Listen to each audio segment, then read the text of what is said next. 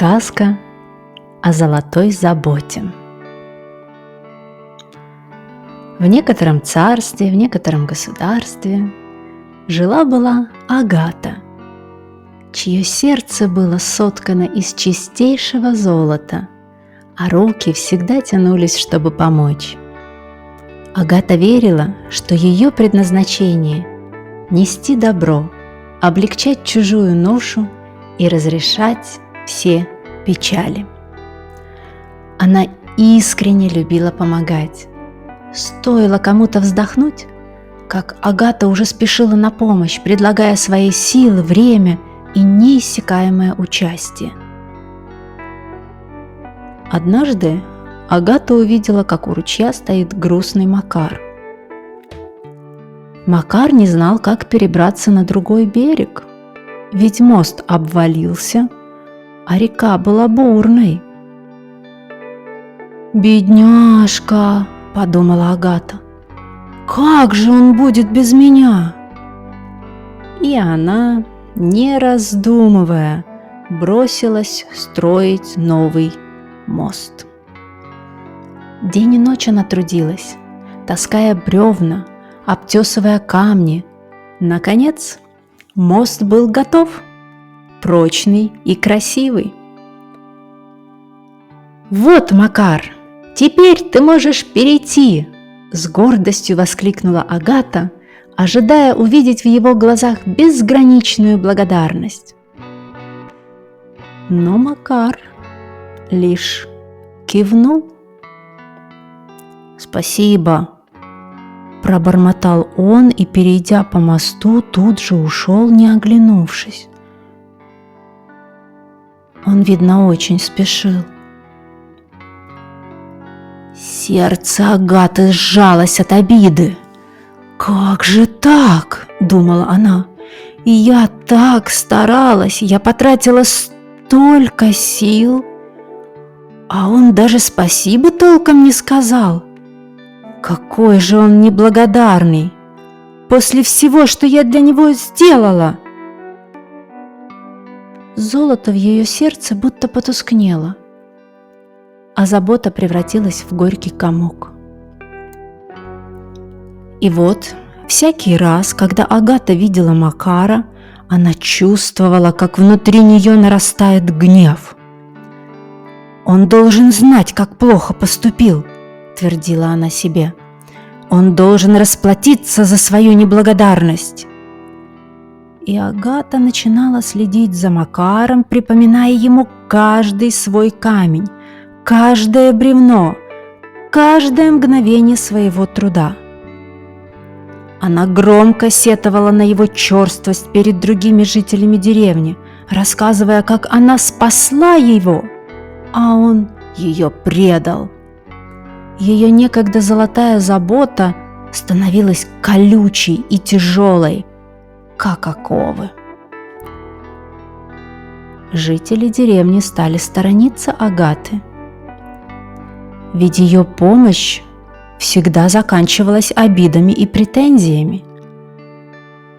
Люди боялись показаться неблагодарными, а Агата все никак не могла понять: «Я же им так помогаю. Почему же они от меня бегут? Неужели все в мире такие неблагодарные?» Однажды мимо деревни проезжал мудрый старец. Увидев Агату, сидящую под дубом и горестно вздыхающую о чьей-то неблагодарности, он остановился. «Что за печаль гложет твое сердце, дитя?» – спросил он.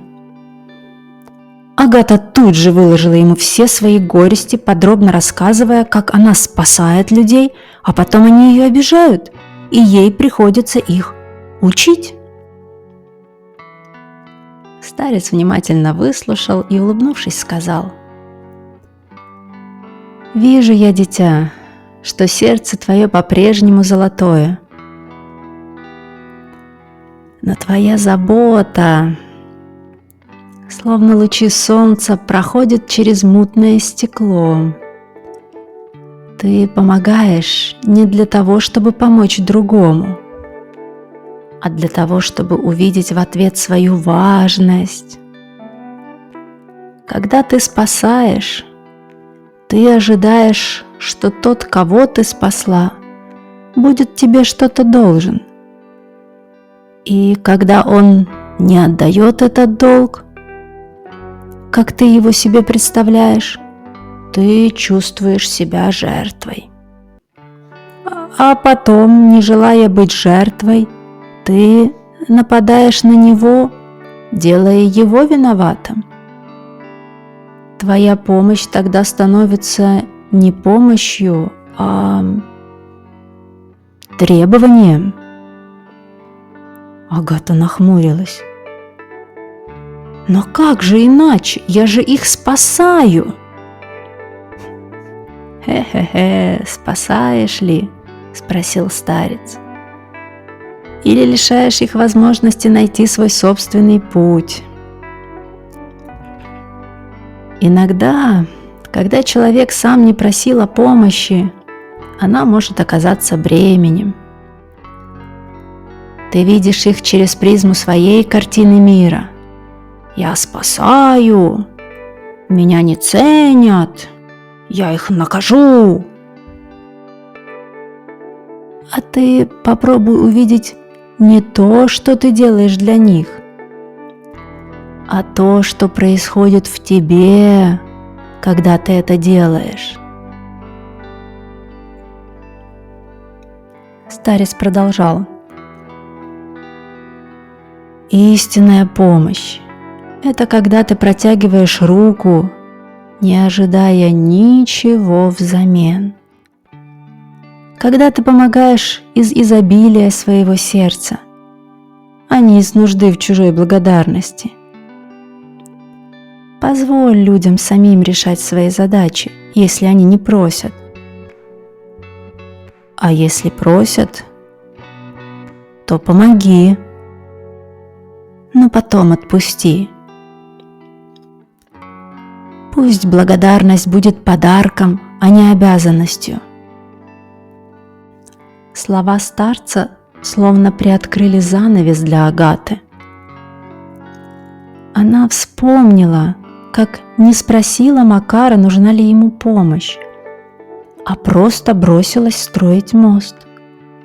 Как она сама решила, какой должна быть его благодарность, и как, не получив ее, тут же назначила его виноватым.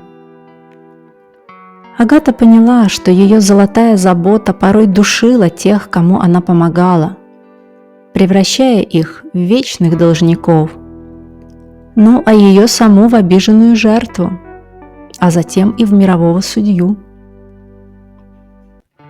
Она поняла, что настоящая, чистая помощь – это не про спасение, это про поддержку, про свободный выбор и про то, чтобы позволить другим быть сильными.